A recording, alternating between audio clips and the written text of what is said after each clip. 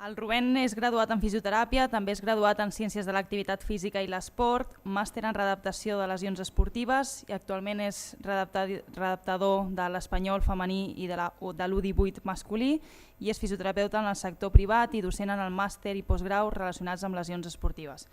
La seva ponència anirà sobre el procés de rehabilitació i el retorn al rendiment en una lesió muscular al sòlid.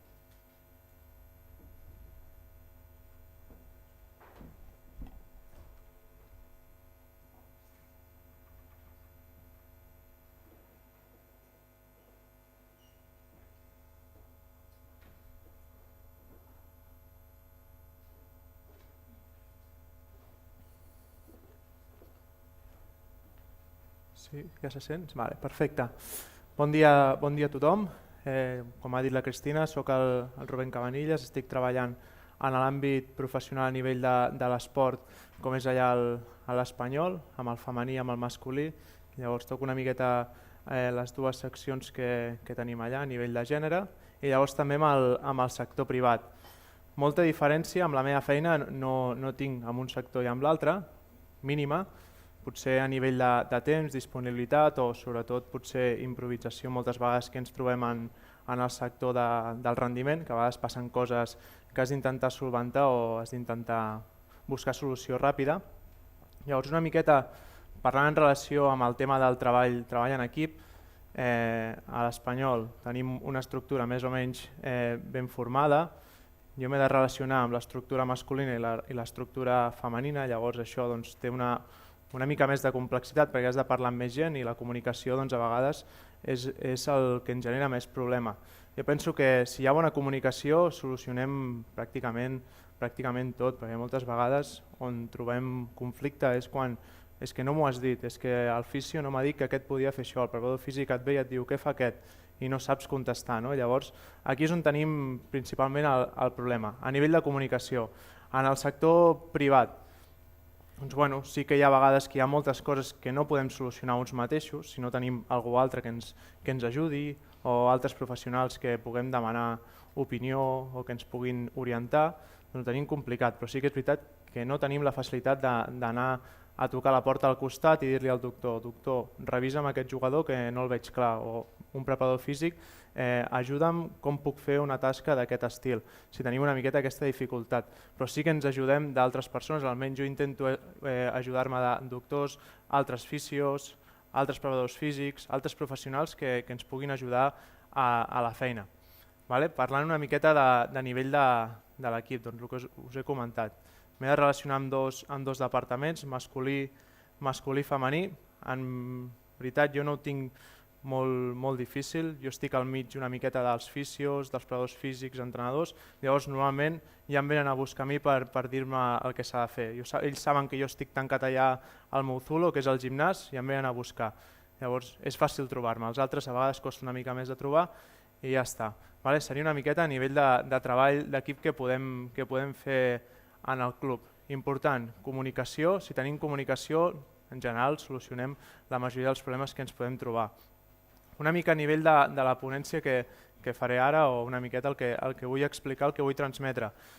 Parlarem sobre una lesió de soli, no una en concret, sinó en qualsevol altra, qualsevol lesió que ens podem trobar, no és específicament una, i simplement és una proposta metodològica, una proposta pràctica que aquí podeu agafar el que més us agradi, o si no us agrada res, doncs no agafeu res, però simplement que veieu com ho puc treballar jo, quina és la meva manera de pensar i com evoluciono durant aquesta lesió. Es pot extrapolar a qualsevol lesió que afecti l'extremitat inferior, així que segurament coses pràctiques les podreu treure d'aquí. Aquest matí heu tingut el Jordi, que us haurà explicat una miqueta en context de com es comporta aquest sòlid, com és aquesta lesió, coses que hem de tenir en compte. Jo el que intentaré és veure aquesta part pràctica basada en el treball de força principalment, amb el treball de càrregues, i veure una miqueta com ho treballo. M'hauria agradat portar un cas que vaig tenir fa poc, però com és un jugador que és menor d'edat i aquestes coses, doncs prefereixo no posar fotos per no tenir problemes. Que m'agrada dormir tranquil a casa, sense que em vinguin denúncies i coses d'aquestes de gent. Això no funcionarà ara, i aquí a la tarima no m'hi veuré. Soc petit. A veure... Vale, ara sí. Una miqueta a nivell de contextualització de la lesió. La lesió de soli és una lesió que segurament, si no és molt comuna ara mateix, segurament ho començarà a ser. Serà una miqueta com els nous isquios, és una miqueta el que penso que està venint. Fins ara ens hem centrat molt amb els isquios, sembla que si no saps d'isquios no pots ser fisio de l'esport, i el soli és una estructura, o el tríceps solar una estructura que no s'escolta tant, costa molt trobar bibliografia al respecte, tot i que n'hi ha, però no és el mateix que un isquio, un quàdriceps, un LCA, o sigui, és una lesió que queda una miqueta més amagada. Aquí tenim un grup de treball que és bastant potent, a part són de la Terra, on descriuen bastant el tipus de lesió que ens podem trobar, quin tipus d'afectació podem tenir, quin és el pronòstic que ens pot donar aquesta lesió. Llavors, una miqueta a nivell d'experiència personal.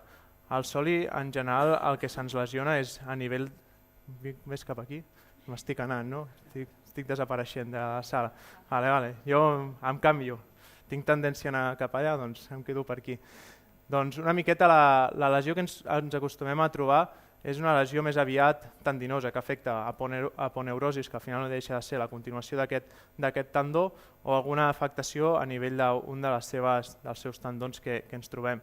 Llavors, és una lesió que en general té una duració llarga i és una mica emprenyadora perquè no té un mecanisme així molt clar com pot ser una d'gastrocnèmia i una de bessó, que sí que senten una punxada molt forta i com a mínim ja saps que alguna cosa passa, o al quàdriceps o a l'isquio, tot i que a l'isquio quan són una miqueta proximals, que és una mica de sobrecàrrega, doncs ens donen pel sac, doncs aquí passa una miqueta el mateix, sobrecàrrega, no acaba de funcionar, perdem funcionalitat, doncs és quan tenim aquesta lesió i com he comentat són lesions de llarga duració, ens poden anar de 5, 6, 7, 8, 9, 10 setmanes tranquil·lament, depèn com fem el nostre procés. Moltes vegades pensem que no és res, intentem accelerar, la caguem, lesió, el mateix. Pensem que no és res, que en 4 dies en tornem, la caguem i es van lesionant. I si es van lesionant, doncs al final perden bastant la confiança. Llavors, simplement una miqueta a nivell de context. Entrem una mica a la part de la força, una miqueta la justificació del treball que intento aplicar jo amb els meus esportistes o amb els meus clients. Ja et dic, treballo igual a un lloc que l'altre, més o menys. Intento tenir el que m'ajuda a la clínica i el que m'ajuda al club. O sigui que no és que hi hagi una diferència molt important.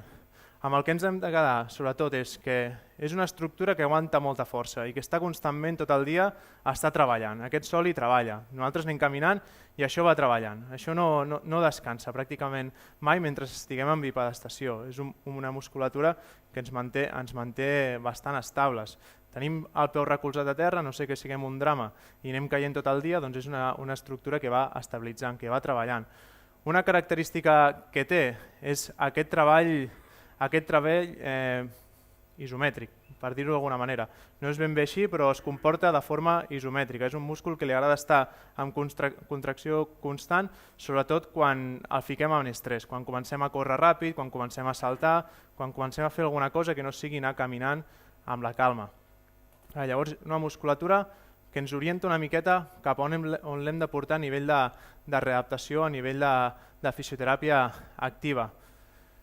És una musculatura que té molta resistència a la fatiga, és una musculatura que té una forma, té unes característiques que ens ajuda que pugui aguantar esforços bastant llargs. Llavors, normalment, extenuar-la només amb certes coses ho tenim complicat. Hem d'intentar buscar que allò se'n vagi a aquests extrems. A nivell de sobrecàrrega, càrregues que ens puguin orientar o que ens puguin ajudar a entendre-ho més.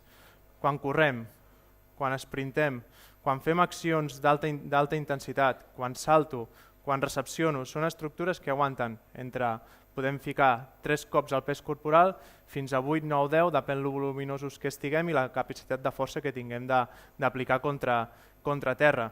Llavors, fer un treball amb el propi pes, si no es corre a alta intensitat, doncs tindrà sentit al principi, però no podem viure d'això 6 o 7 setmanes. Estem lluny. No podem viure d'això com a treball preventiu de lesions d'aquestes estructures. Si vivim aquí, estem enganyats. Si estem enganyats, normalment se'ns lesionaran i no acabarem de trobar una miqueta com podem ajudar aquesta persona.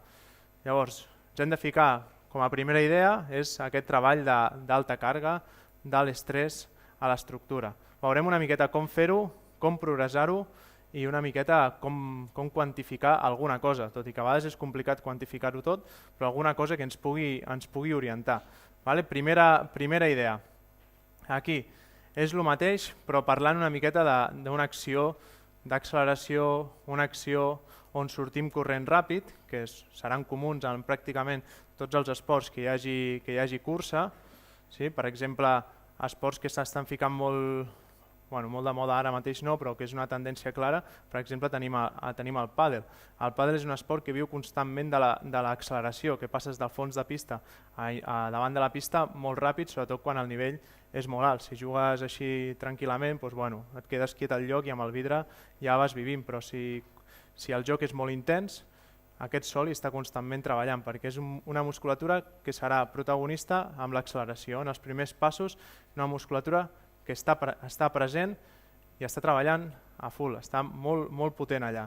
En canvi, el que seria l'altra part d'aquest complex muscular és una musculatura que es troba més còmoda treballant quan ja portem uns metres de carrera i estem mantenint una velocitat, que seria el que seria gastrocnemis.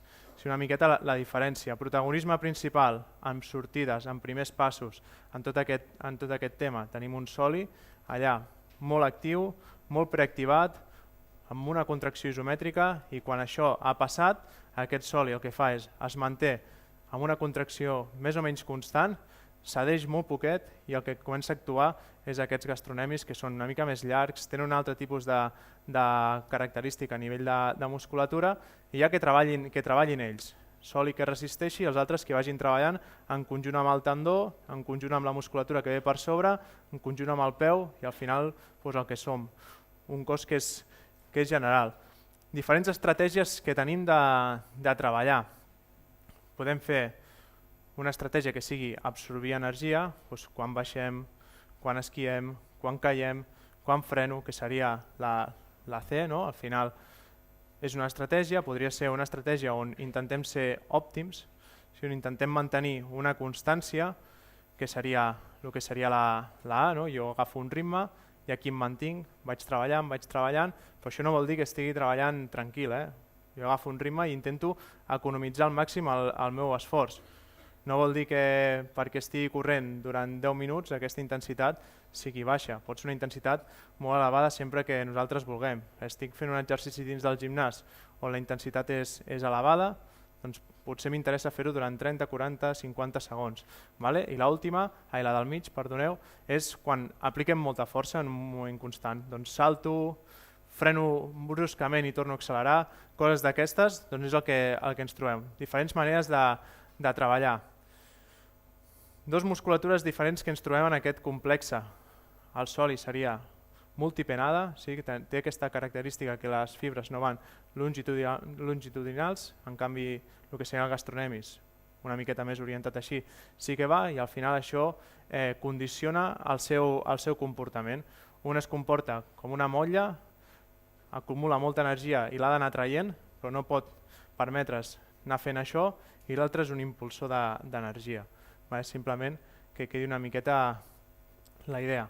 Aquest estudi està fet amb Aquil·les, però al final el que ve per sobre és el que hi ha. No és que puguem tallar l'Aquil·les i funcioni ell sol, sinó sense el de dalt no funcionarà, sense el de baix no funcionarà. Llavors l'estudi ens val també una miqueta per saber com treballa aquesta musculatura. Llavors aquí el que fan és com una espècie de barems de treball. I què implica això, aquesta estructura? Doncs implica un 0,5 del nostre pes corporal, un 1, un 2, un 3, un 4, un 5, el que sigui, i a partir d'aquí fer una progressió. Això és el més fàcil per a aquesta estructura. Això no estressa pràcticament res el tendó d'Aquil·les, el soli, el tríceps oral, com vulguem dir. Perfecte, aquests exercicis ens poden ajudar en un primer moment, quan vull donar un mínim d'estímul.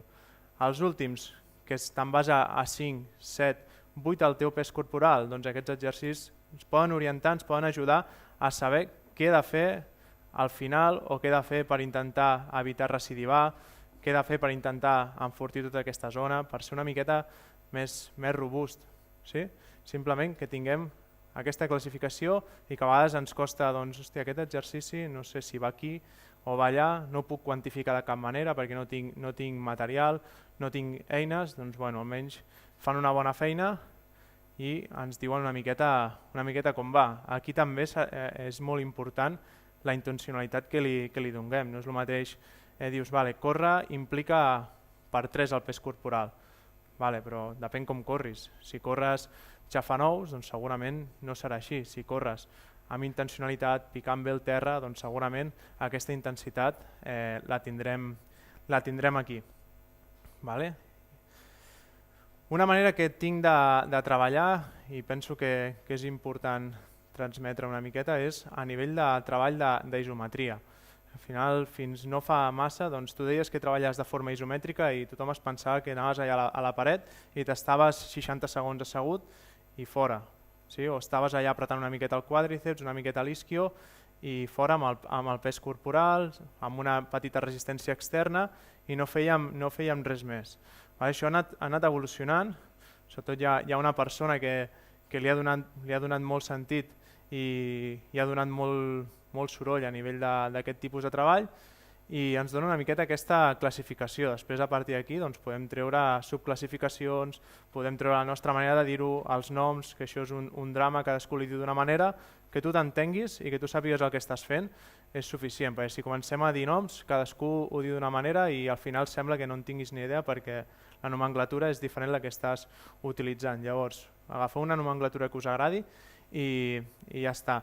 Llavors, aquí fa com una espècie de classificació, el que seria de llarga durada i de curta durada. Va una miqueta enfocat cap aquí. La llarga durada, per quan la deixem? Doncs al principi, per ensenyar l'exercici, per familiaritzar, per començar a aplicar càrrega. Seran durades llargues de 20, 30 segons, 40 si ens interessa, però simplement és un treball per familiaritzar i per començar. A nivell de repeticions, sèries, tot això, amb el que ens sentim còmode, que em sento còmode fent 2 sèries de 5 repeticions de 30 segons, doncs puc fer això. Tenim marge. Sí? Sempre és molt graciós això perquè et diuen no, entre 2 i 4 sèries, entre 5 i 12 repeticions, entre 30 i 60 segons. Bueno, sembla una recepta, però dins d'aquesta recepta hi ha molta varietat de treball, llavors amb el que ens sentim una miqueta còmode. Llavors tot això el que va augmentant és una miqueta la càrrega. Pot ser la RM, que la podem tenir calculada, la podem calcular amb diferents sensors, diferents dispositius. Amb les IO sempre és una mica més complicat de calcular, però podem tenir de referència el que seria la força màxima isomètrica, que la podem calcular amb altres tipus de sensors o dispositius. Si no tenim res d'això, per percepció una miqueta de la persona, el bo de treball isomètric és que jo puc ficar una paret i et dic empeny-la com si la volguessis tombar i t'haurem de fer una força màxima, sí? Supramàxima, en canvi tu li dius empeny la paret però com si l'estiguessis aguantant, simplement com si t'estigués caient, doncs la força que t'estarà fent és una miqueta inferior. Doncs el mateix amb una barra, amb un disc, amb unes manuelles i segons com estiguem treballant estarem buscant una part de millora d'una zona o d'una altra. Jo on me'n vaig molt és a les 3 últimes principalment, amb càrrega molt elevada, càrrega que no es pugui moure, sobretot al principi, no ben bé la primera setmana i la segona, però bueno, més o menys em moc per allà i començo a treballar aquí. Això el que ens permet és aplicar molta força amb el temps que nosaltres vulguem i de forma segura. Són posicions que la persona primer es testeja una miqueta, veu que no li passa res, en general no acostuma a passar res, us pot trencar però no acostuma a trencar, està tot en contracció, llavors hi ha una protecció important i a partir d'aquí treballem. L'altra manera que tinc de treballar és amb càrregues moderades, càrregues una miqueta més baixes, que ja teniries a un 20, 40, 50% del que seria la RM, estem treballant amb unes càrregues més baixes i aquí el que busquem són canvis ràpids de càrrega que veurem exercicis. No és tant aguantar, sinó anar canviant, però que hi ha aquest comportament isomètric de les estructures. Ho veurem amb exercicis. Aquí veiem 3 propostes que podem fer treballant amb plataforma de força. Aquí simplement ens diu que aquest tipus d'exercici, que és un isomètric que el que fas és canviar ràpid la posició d'una cama a l'altra, doncs ens pot arribar a produir entre 3 i 6 vegades el nostre pes corporal.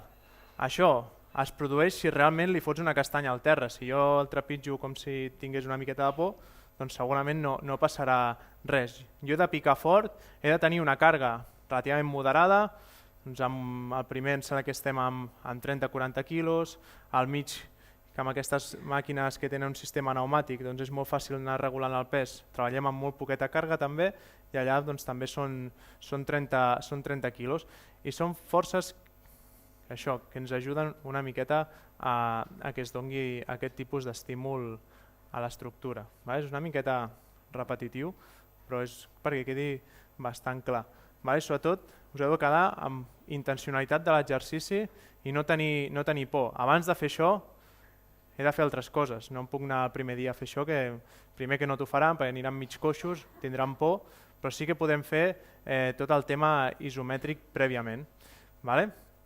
Més coses, manera de testejar, podem fer aquest test que es veu gran.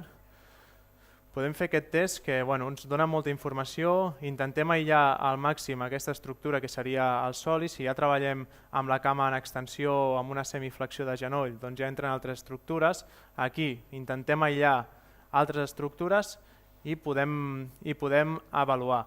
Per dir que un valor és òptim, més o menys ens hem de moure entre 1,5 i 2 vegades el pes corporal amb una cama. Si jo peso 60 quilos, que no és el cas, però per fer-ho fàcil, doncs he d'intentar moure entre uns 90-120 quilos amb una cama fent això. Si no ho moc, sóc un filet. És fàcil de moure, no és molt difícil. Semblen valors molt alts, però quan fiquem a fer aquests tipus d'exercicis la gent t'ho aguanta, la gent és forta.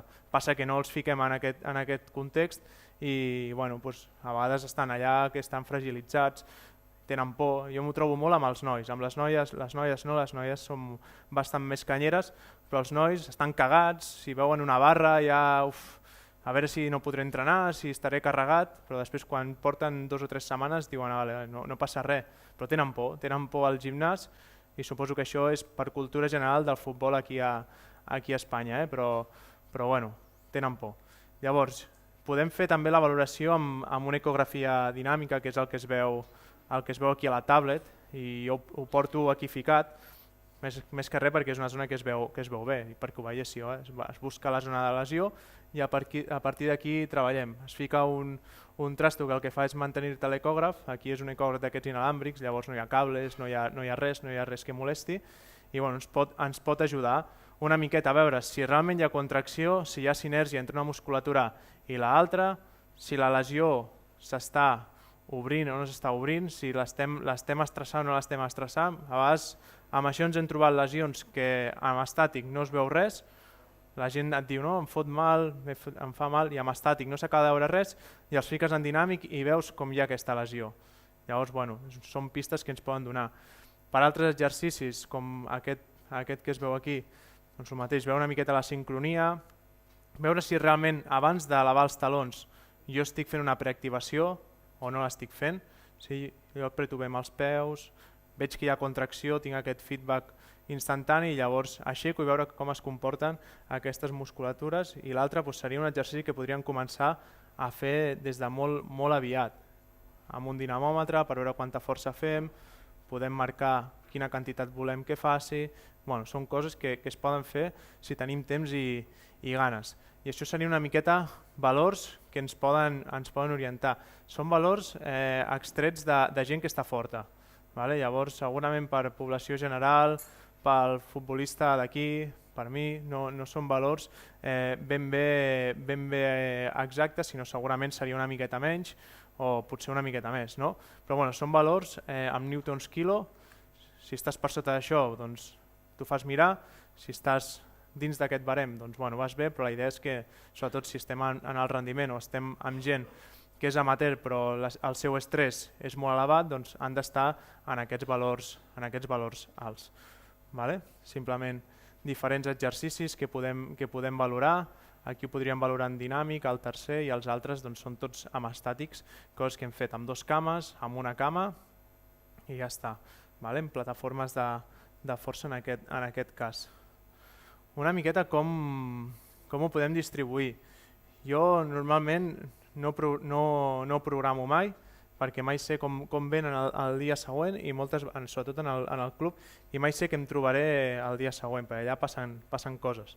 Moltes vegades, un dia, divendres per exemple, jo deia, bueno, avui estaré, no aquest, sinó el passat, dic que avui estaré tranquil, tinc 2 noies, tinc un noi només, que he de fer una activació i després ja entren i em van venir 5 nois de cop, no, que hem d'entrenar amb tu avui. Dic, com que has d'entrenar amb mi? Bueno, doncs que estem tiesos i ens has de veure tu abans de veure si podem jugar. Dic, jo he de decidir si pots jugar en 30 minuts, doncs segurament no serà així. Llavors, jo vaig amb una idea, el dia de treball, sí que intento veure qui tindré.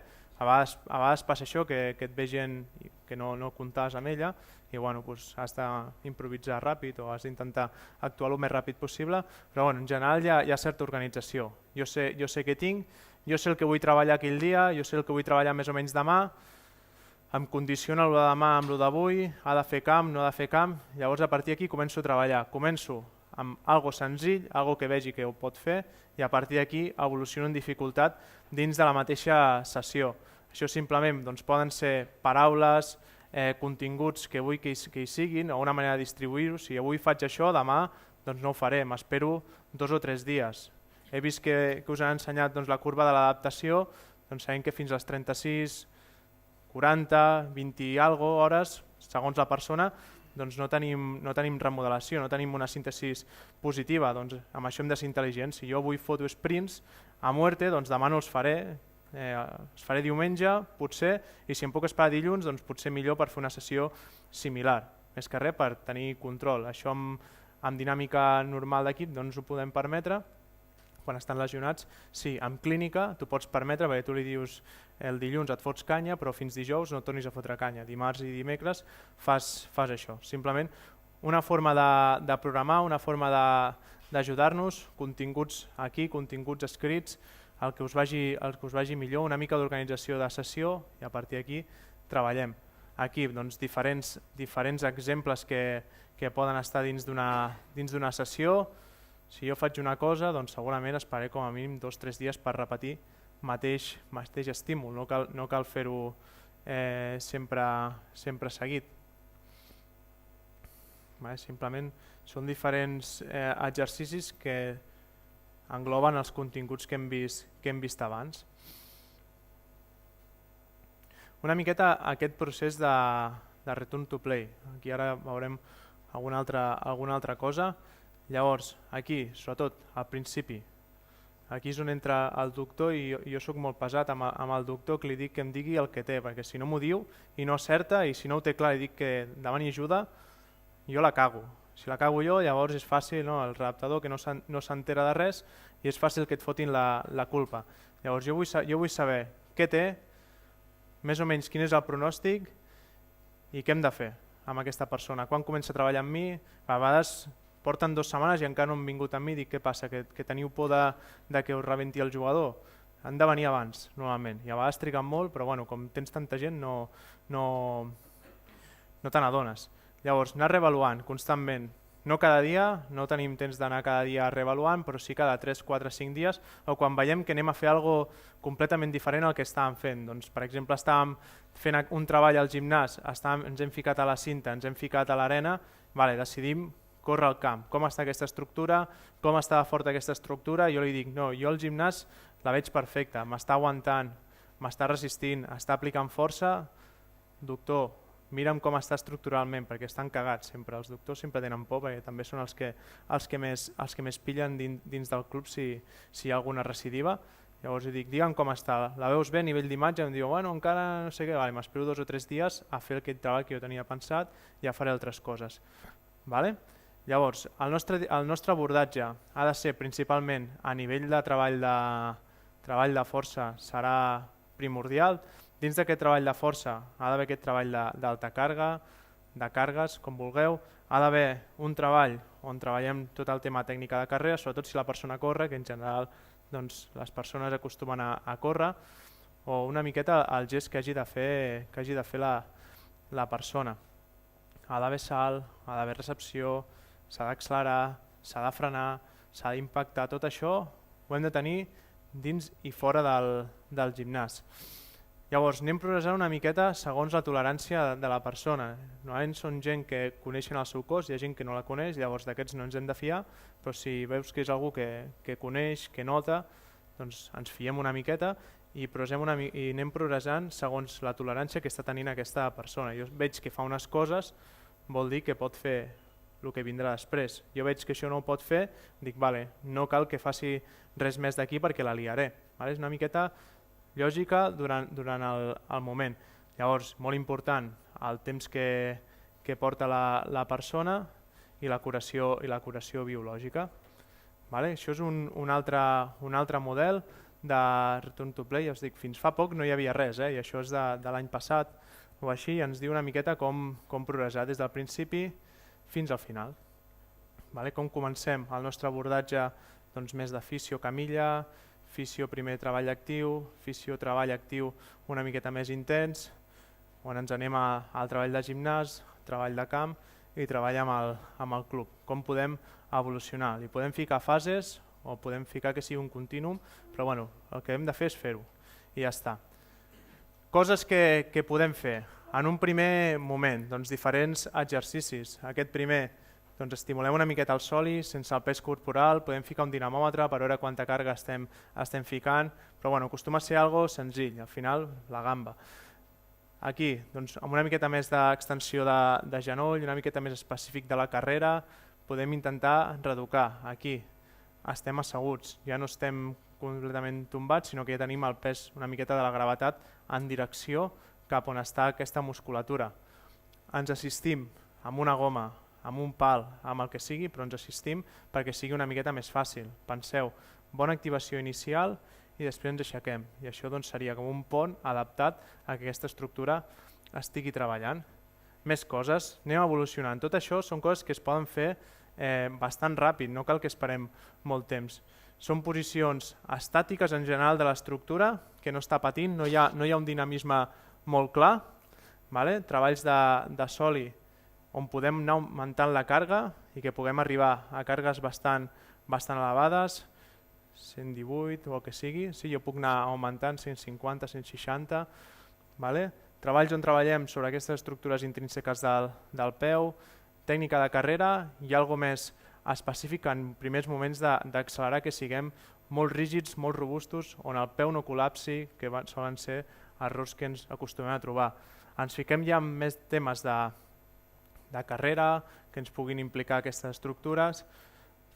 Treball isomètric, això segurament ho podem fer molt abans, vale? Podem fer tranquil·lament, el col·loquem en una posició, un pes que pugui controlar, tècnica de carrera picant al terra, sí? Posició isomètrica i el mateix però amb canvis, que aquí baixem una miqueta la càrrega, però augmentem la càrrega rebuda per l'estructura. Més coses que podem fer, doncs salts amb petita càrrega, primers moments de sortida, coses que s'hi assemblin, acceleracions, cosetes que ens puguin ajudar, però sempre amb molta intencionalitat, picant al terra, no és sinó que facin soroll, ara és quan em trenco, però espero que no, podria passar, és una lesió de gent que es va fent gran. Com ens ajuda una miqueta la tecnologia? Això al final és tot el que hem vist, com em recolzo amb la tecnologia. Jo el que acostumo a mirar, sobretot, és força màxima que fa, RFD i les forces de reacció contra el terra. Això és el que principalment miro amb aquesta lesió. Després la simetria, si volem mirar com cau aquesta persona, quanta força fa amb una caiguda, seria això. Això, per exemple, podria ser una progressió per saber si aquesta persona pot córrer o no pot córrer. Jo començo amb skippings, que és amb pes corporal, em diu quanta càrrega està rebent una cama, quanta càrrega està rebent una altra, coses que impliquin aquest canvi, aquesta aplicació de càrrega, algo més dinàmic. Jo aquí el que veig és quanta força fa aquesta persona, pesa 50 quilos, m'està fent 115 amb una cama i amb la lesionada m'està fent 95. Hi ha una mica de simetria, però m'està fent prou de força com per poder començar a fer algun treball de tècnica de carrera que em puguin ajudar, o l'he d'intentar millorar aquesta simetria perquè sigui al màxim. Si jo veig que hi ha molta diferència, doncs segurament no faré volums alts de carrera. Farem volums més curtets i ja està. I això seria simplement com pot evolucionar un procés des del primer dia fins l'últim dia, com anem canviant una miqueta la superfície, com anem introduint a poc aquest tipus d'entrenament de força. Això simplement li feu una foto que queda maca i ja està. És un cas real d'un jugador que es va lesionar, vam seguir aquest procés, el vam poder enganxar des del primer dia i vam anar bastant bé i va poder tornar a jugar, que és el que ens interessa. Per evitar la recidiva, acabant ja, és el que m'ha anat bé, no ho deixis. Si a mi m'ha anat bé aquest tipus d'entrenament, no ho deixo, no deixo d'entrenar, sinó ho continuo fent, que és un dels errors comuns. M'he recuperat, perfecte, ja estic dins de l'equip, ja faig el mateix que l'equip, però no penso que jo estic cardat. O sigui, jo allò encara ho tinc, allò és per tota la vida, jo sempre els dic, això és per tota la vida. Llavors, intentar mantenir estímuls, anar treballant durant la setmana, no deixant molt temps de desacondicionament, desentrenament, i ja està. Si seguim fent el que ens ha anat bé amb una miqueta menys de volum perquè hi ha altres coses que estan fent, perfecte. En menys de 40 minuts són 15, doncs són 15. I per acabar, una miqueta el que us anava dient, mantenir aquests estímuls de força, mantenir aquests estímuls de RFD, de força en reacció contra el terra, anar controlant el procés, el que va passant, pensar una miqueta quin tipus de càrrega estem donant, com la distribuïm durant la setmana, evitar aquests períodes de desentrenament, mantenir aquests estímuls de carrera a alta intensitat, sobretot en persones susceptibles a tenir aquesta lesió que l'hagin tingut, i sobretot no fer anar protocols que jo agafi aquell estudi que era superxulo de l'any passat i faci el mateix amb tothom. No, cadascú és una mica diferent, cadascú té una experiència prèvia i cadascú tolera més o tolera menys el treball que puguem proposar. A vegades ens hem d'adaptar una miqueta. I fins aquí la part d'avui per part meva. Gràcies per escoltar-me.